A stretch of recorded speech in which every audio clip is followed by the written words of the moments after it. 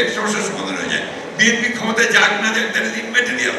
আমাদের প্রধান উপদেষ্টা মহোদয় একটা 100 দিনের পূর্তির বক্তব্য রেখেছেন, ভালো হয়েছে, অনেকেই আশান্বিত হয়েছে, আমি একটু আশাহত হয়েছি। আমি আশা করেছিলাম যে প্রধান উপদেষ্টা মহোদয় তার সমস্ত প্রজ্ঞা দিয়ে সমস্যাটা চিহ্নিত করে তিনি নির্বাচনের একটা রূপরেখা দেবেন। আমি কেন বারবার নির্বাচনের কথা বলছি? কারণ নির্বাচন দিলে আমার অর্ধেক সমস্যার সমাধান হয়ে যায়। বিএনপি ক্ষমতায় যাক না যাক দ্যাট ইজ ইমম্যাটেরিয়াল।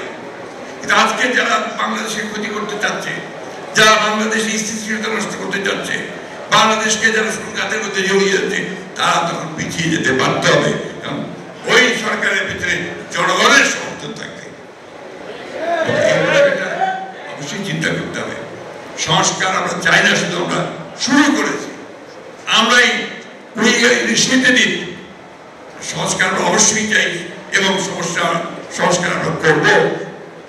আপনারা দয়া করে জিনিসটাকে যেভাবে করলে সবচেয়ে সুন্দর হয়, সকলের কাছে গ্রহণযোগ্য হয়, সেইভাবে এগিয়ে যান। এটা আমাদের আপনাদের কাছে অনুরোধ। আমরা এখন পর্যন্ত কোনো বাধা সৃষ্টি করিনি, বলতে আপনাকে সমর্থন দিয়ে চলেছি, প্রতিটি ক্ষেত্রে সমর্থন দিচ্ছি। যদিও আপনাদের এই সচিবালয়, সেখানে এখনো সমস্ত দোষরেরা, এই স্বৈরাচারের ফ্যাসিবাদের দোষরেরা বসে আছে, কিভাবে কাজ করবে? কাদেরকে নিয়ে সংস্কার করে? এরা তো সংস্কার করতে দেবে না আপনাকে। সমস্ত আমরা বসে আছে, বেশিরভাগ যারা ওই স্বৈরাচারের দোষক, যারা কোটি কোটি টাকা আয় করেছে, দুর্নীতি করেছে, একই সঙ্গে। Double million offer, Walton fridge কিনে পেতে পারেন 20 লক্ষ টাকা, রয়েছে কোটি কোটি টাকার নিশ্চিত উপহার। তাদেরটা বেশিভাবে আমরা দেখতে পাচ্ছি না, সেভাবে তাদের বিরুদ্ধে ব্যবস্থা হচ্ছে। এগুলোকে একটু দৃশ্যমান করেন, আর গভর্নেন্স সেই দিকে লক্ষ্য দিতে হবে।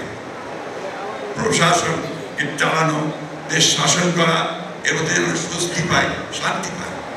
জিনিসপত্রের দাম এমন বেড়েছে যে শান্তি পাওয়ার কোনো কারণ নাই। তাও তো মানুষ মেনে নিচ্ছে না কেন? যে আপনি একটা সুন্দর জিনিস দিবেন, তাহলে ওইটাকেও দৃশ্যমান করেন যে আপনি ব্যবস্থা নিচ্ছেন। সিন্ডিকেটগুলোকে ভাঙার চেষ্টা করেন, আপনার একটা ব্যবস্থা নিতে হবে তো। আর গভর্নেন্সের ব্যবস্থা করেন। লোকে যদি আবারও দেখে কাজ করতে গেলে আপনার টাকা দিতে হয়, ভোট দিতে হয়, আর সেক্রেটারি গেলে কেউ কাজে যদি যায়, গিয়ে দেখে আবার সেই দালানরাই ঘোরাঘুরি করছে, কখনোই ভালো চোখে দেখবে না।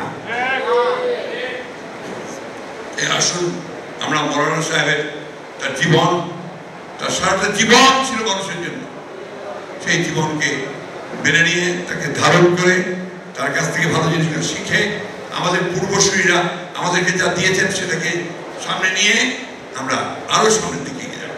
আমি বিশ্বাস করি যে এই সরকার তারা পারবে। আমি বিশ্বাস করি আমাদের বাংলাদেশের মানুষ পারবে। আমি বিশ্বাস করি এই তরুণরা, যুবকেরা, ছাত্ররা তারা পারবে একটা নতুন বাংলাদেশ, যে বাংলাদেশ আমরা দেখি শহীদ প্রেসিডেন্ট জিয়াউর রহমান আমাদেরকে দেখিয়েছেন, মৌলানা ভাসানী দেখিয়েছেন, তারেক সাহেব আমাদেরকে সে দেখাচ্ছেন, সেইভাবেই আমরা এগিয়ে যেতে পারবো।